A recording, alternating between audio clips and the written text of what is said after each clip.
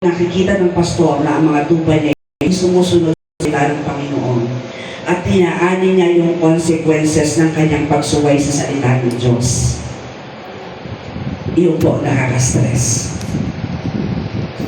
Meron pong isang young people po sa amin that was years ago. Mabait bata. At ito pong batang ito ay, syempre, nung matapos na sa high school, ay dumiretso na ng pag-aaral, ng pagtatrabaho dahil kumaga, inaasahan na siya ng kanyang nanay na makatulong sa kanila pong kabuhayan. So, ano nangyari? Nagtrabaho nga po ito.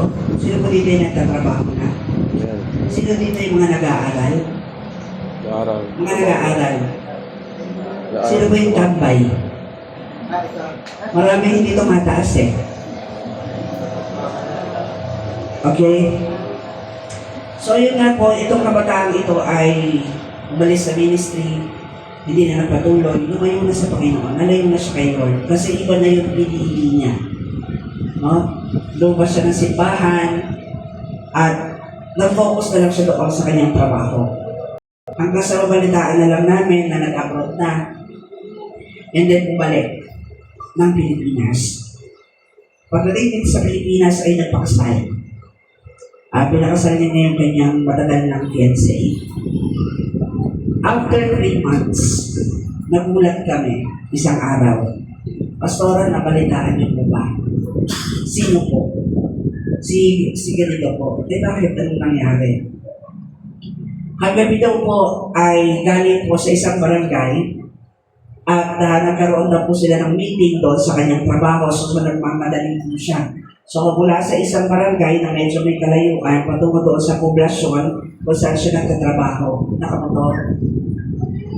Doon po pala sa pinanggalingan niya may inom. Nawala na nga sa Panginoon eh. Hindi siya nanatili sa Panginoon. So mula po doon, umuulan-ulan pa, nakainom. So, rapat ang kanya pong motor. Doon po sa barangay kung saan malapit, yung pong ating church, meron pong isang bus na nabalaho. So, kinakailangan pong hapakin para makaalis doon dahil nabaon yung gulong doon sa putik. Meron pong isang truck na humila doon sa bus. Meron pong kable na ginamit panghila doon. So dumating po itong taong ito, wala nga po doon sa malayo at dahil nga sa bilis ng kanyang pagtakbo at nakainom pa, dire-diretso po siya na hindi nakita yung kable na naando doon. Sa bilis po ng takbo niya, nasabit ang leeg niya. Pagkasabit ang leeg niya, putol ang leeg niya. Nung bumagsak po yung motor at kasama siya doon sa lupa, gasino na lang po yung balat doon sa leeg niya na naiwan. Nanatiling nakatabi.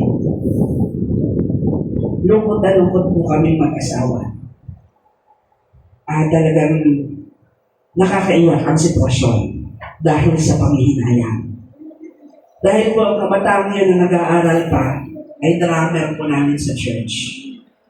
Pero nung hindi siya nanatili sa Panginoon, biro nyo, 3 months lang, nakakakasal, namatay dahil sa ganoon. Walang nakitang magandang bunga sa kanyang buhay dahil sa kanyang paglayo sa Diyos. Ang ganda ng kwento ng buhay ni Sister Lindsay at ni Pastor Joseph kung paano sila binago ng Panginoon. At nakikita sa buhay niyo yung pagbubunga na iyon. After 5 years, no? Kaya nga tayo nag-didiwang ngayon,